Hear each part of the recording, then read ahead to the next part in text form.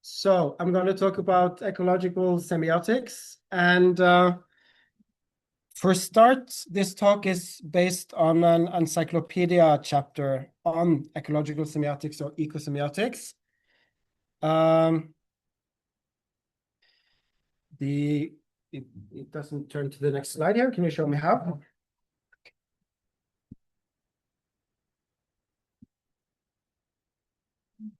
Okay, thank you. So part of the talk will be about, framing some of the essential features of ecosemiotics. There's different ways of doing that, of course, and others have done it before me, including Kalevi, in a similar chapter in the first edition of the Encyclopedia of Ecology.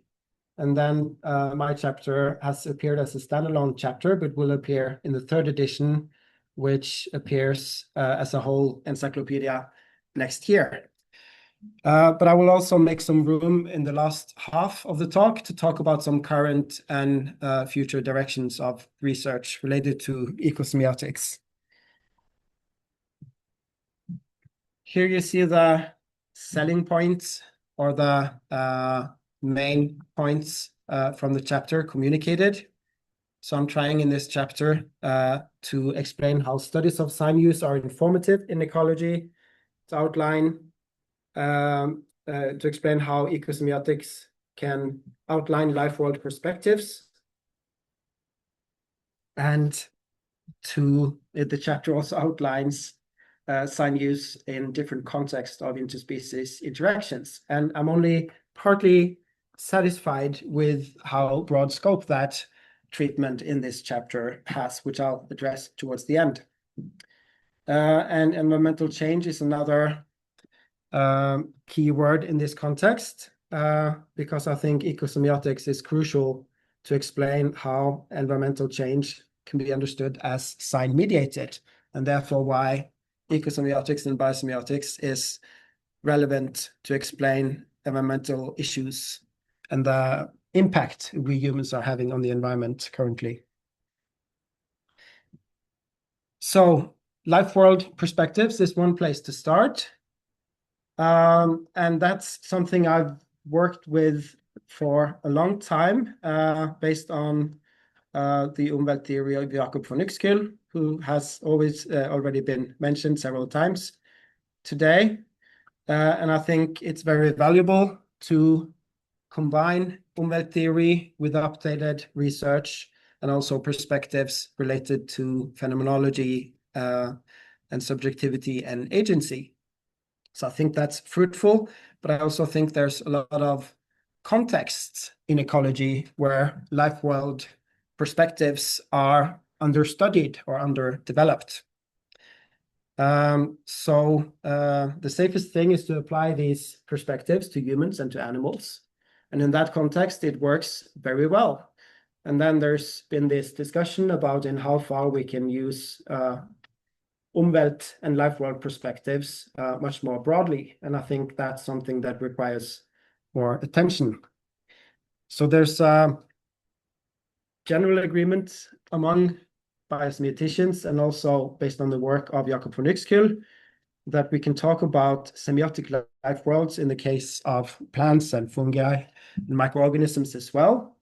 But we seldom go forward from very generic models or very animal-focused models to more specific models for these various other life forms. So that's part of what I want to return to towards the end of this talk. I think the relevance of ecosemiotics for human ecology is very important, and especially because we can look at ecosemiotics as a field of study where biological and ecological issues intersect with cultural issues and different human phenomena and issues of human behaviors. So I think ecosemiotics is a worthwhile study, both in terms of general ecology and particularly in terms of human ecology, to understand how we interact with the environment and how we have an impact on the environment. And all this also means that I think ecosemiotics can be very relevant in discussions about environmental sustainability. And I'm glad to see that several biosemiotics are currently working with relating ecosemiotics to the sustainability discourse at large and so on. And I think that's something that is very much meaningful. And the main point for me here is really that ecosemiotics could provide a perspective that says something about experience and actual impact on lives and living conditions for humans and beyond humans by framing this in terms of semiotic theory. And that's something that is mostly missing in many of the ongoing scientific discourses about sustainability issues, because they are very often dominated by quantitative rather than qualitative approaches. So having this meaningful scientific qualitative framing of sustainability issues is very valuable in my view. I'm not going to say much about ecological complexity, but just point out that there are correlations between ecological complexity and complexity from other angles, like physiological, behavioral, and cognitive diversity. And of course, what ecology as a context adds to this is how interaction and relations are part of the dynamics of our lives or of how life develops on this planet. And I allude here to one of the most known statements of Jesper Hoffmeyer, that there's this historical tendency towards more and more advanced and complex sign use. And in the long run of history, I think there is much to that. And this is very relevant in the context of ecosemiotics, where we are talking about ecological complexity and interaction and so on. And often we are dealing then historically with evolving webs of relations. And whenever there's a breakdown of relations, as when we have contemporary environmental issues, of course, some of this complexity and diversity gets lost. So there we can understand threats against diversity and complexity in these terms as well. So now I'm about to finish the first half of the talk, where I just share some of these basic observations from this chapter on ecosemiotics.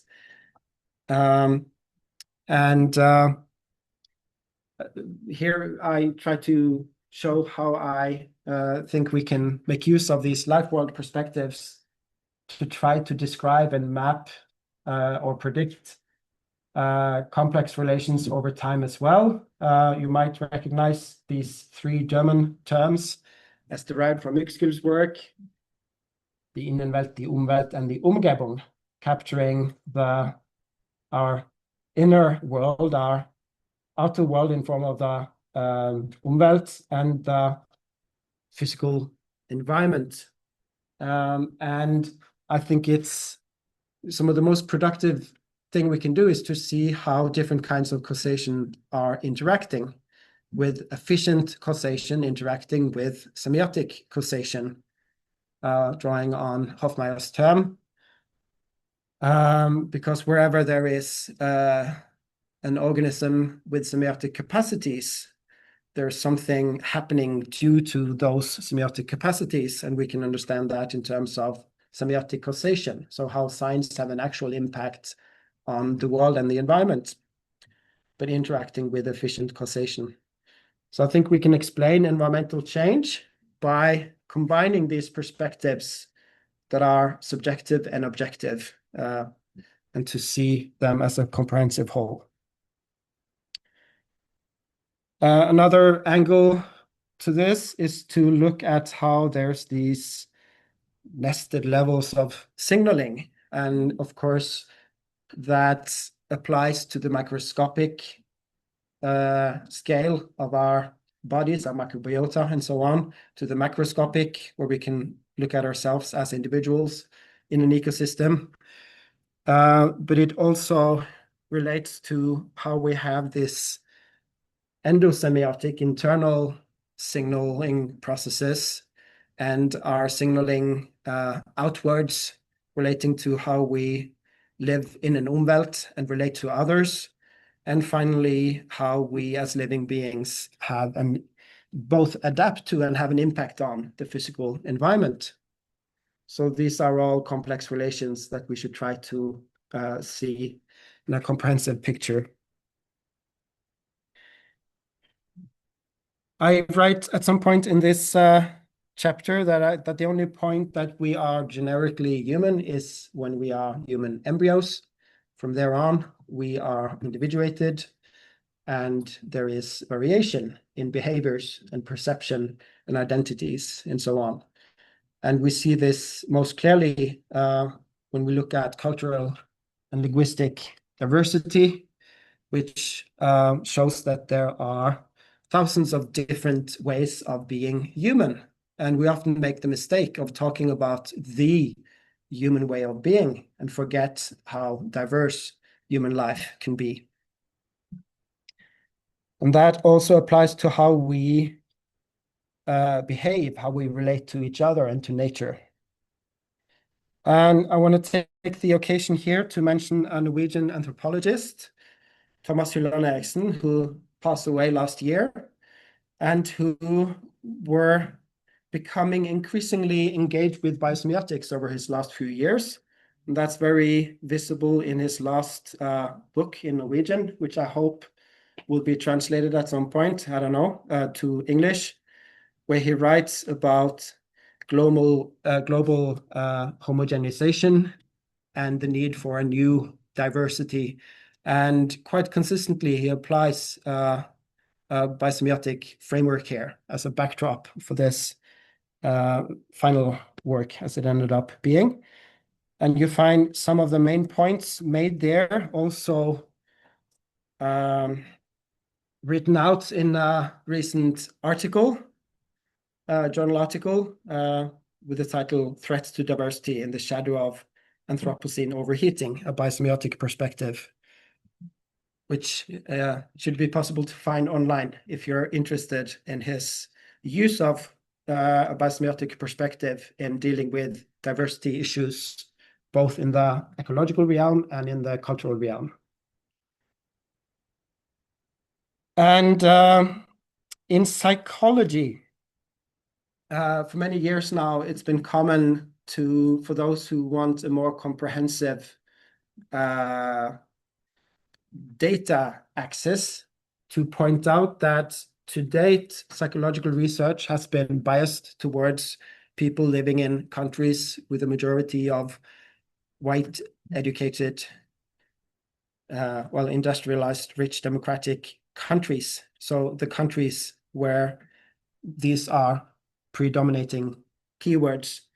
And this remains an issue in many fields of study that, we have sometimes studied middle-aged white European males and then said that this is the human way of being. And sometimes we need a wider data set to be able to reach such conclusions and to understand the diversity in human ways of being.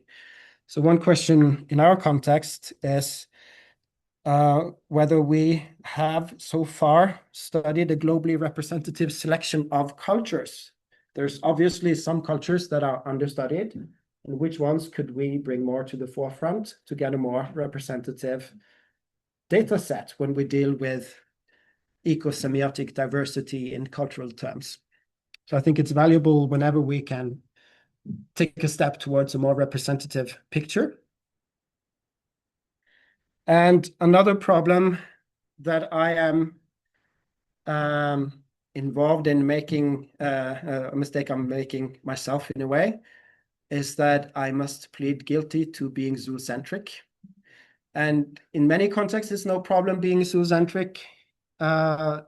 Whenever animals are important in a study, it makes sense to be zoocentric. But if we make claims about life in general, or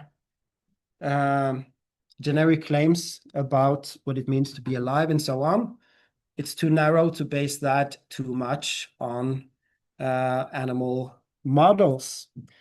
And this is something we see in environmental ethics, but it's very relevant in biology in general. Like, where do we derive our generic models of life from? And of course, as an animal species ourselves, it's natural that we are zoocentric, but going beyond anthropocentrism in some cases means going beyond zoocentrism as well. And I think I've showed this figure at one point earlier as well, during another gathering, from a study from 2018 about the distribution of biomass globally, where we see that animals make for a quite limited share of the total biomass of living nature, which is dominated by plants, but where we see that there are several other life forms that predominate more than we do in those terms as well. And that doesn't mean that animals in many contexts are not very important. When we talk about ethical treatment of other beings, for instance, animals are very important. But it does seem to suggest that we are neglecting some life forms, maybe more than we should, when we theorize about life in general, at least.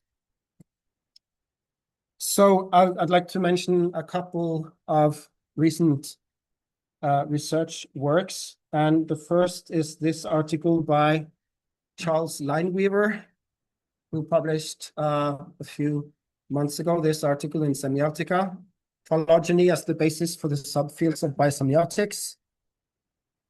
And his assumption is that biosemiotics should be divided in subfields based on the tree of life. And then he points out most of the tree of life depicted in this way, at least, is not so well covered by biosemiotics. Up there you see zoosemiotics, and then in human semiotics, and here's phytosemiotics of the plants. And the majority of this diversity, framed in this way, doesn't receive much attention. And you see to the right another diagram showing some of the same complexity, with almost all our attention going into this corner of the tree of life.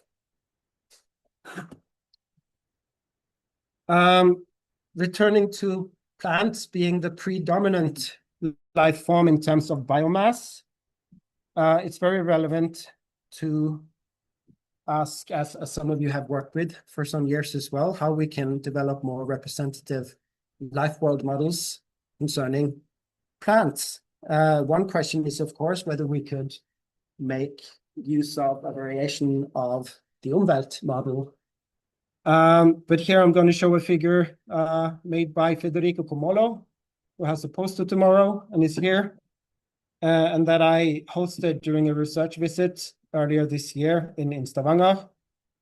So this relates to the plant life world, and it's somewhat inspired by the Umwelt model, but still designed specifically regarding plants.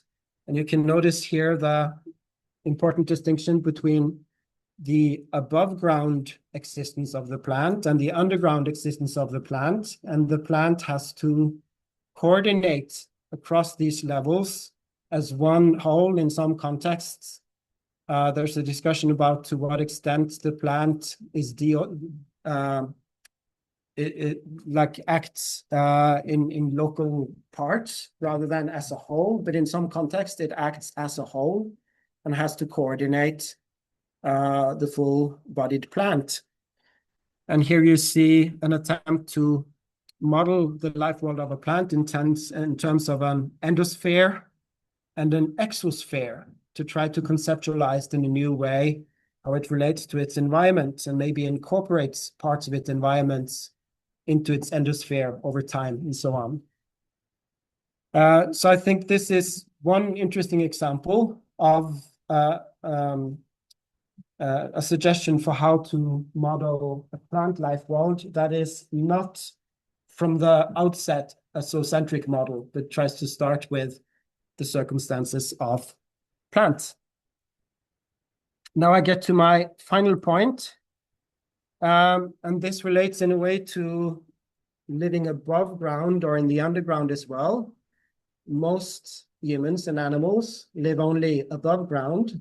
Plants live above ground and underground. And then there's surprisingly much life that lives all their lives in underground environments. And one of the findings of this global survey of biomass that I referred to earlier was that there is actually more life in the marine subsurface than in marine environments. So in other words, by biomass, there turns out to be more life below the ocean crust than in the ocean. And that's pretty new to me. And I think it illustrates again that there's big gaps in our knowledge about life. In many contexts, we have very poor knowledge about life. There's being discoveries being made, including of the assembly of dark oxygen in deep sea environments, meaning oxygen that has a different origin than any oxygen in the atmosphere. And it's also been proven the last few years that there are organisms that do not rely on photosynthesis, neither directly nor indirectly, that they don't live off nutrients that are falling down to the bottom of the sea, that has its origin from photosynthesis, but actually some organisms that make a living with nutrients from rather the core of the earth than the surface. So some of these new discoveries are challenging our knowledge about what life is, and I think that's exciting. And I also think it's relevant in the context of human ecology and our ethical responsibility for how we treat nature, especially because there's thousands of human interventions in the subsurface, in these environments that we used to think about as dead and bereft of life, but that now turns out to be the habitat for living beings. And most prominently, fossil fuel extraction and mining activities causes us to intervene in the subsurface. And now, increasingly, carbon capture and storage is also suggested as a kind of interventions in the subsurface. Many say we should make to store CO2 there. But now we have to consider the fact that there's life in these environments, and it's not just a landfill making use without any consequence for any living being. So I'll stop there just by hinting at some of the understudied areas that I think deserves more attention going forward.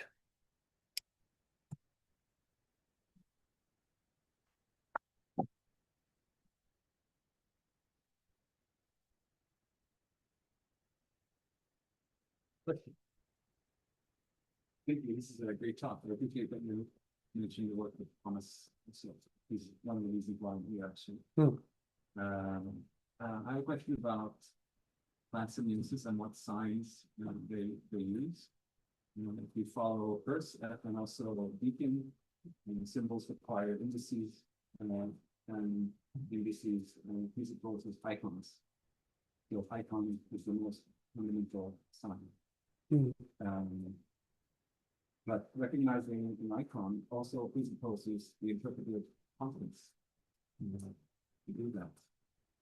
So if you read what has been said so far, how would you identify what we look at this properties kind of such that it can make use of iconic scenes.